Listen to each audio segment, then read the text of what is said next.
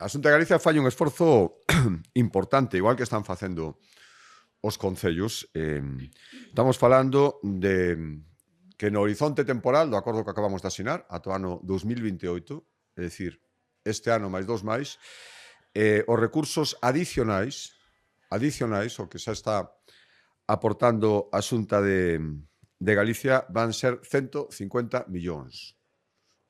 Sumados os que xa se van a aportar este ano, os do ano que ven e os do ano 2028, onde chegaremos a cifra máis grande da que pactamos, digo, un acordo a 3 anos. Supón pasar dos 12 euros por hora actuais de aportación ata os 18 euros por hora no 2028. Ten aínda máis entidade este esforzo se tomamos como referencia o acordo non tan lonsano, o acordo do ano 2021. Naquel momento, o orzamento no ano 2021, a aportación estaba en 9,7 euros por hora.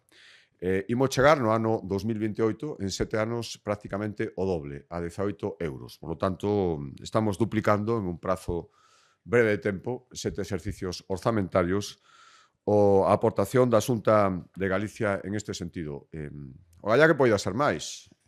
Ojalá que as dúas partes, respecto á lei de dependencia, cumpramos as nosas aportacións. Simplemente con que as dúas partes, a Xunta de Galicia está facendo, outra parte que o Goberno Central o faga, se podería cubrir probablemente todo o coste do SAF, do Servicio de Asistencia no Fogar, para que os concellos non tiveran que aportar nada, como reclamaba o presidente da FEGAM.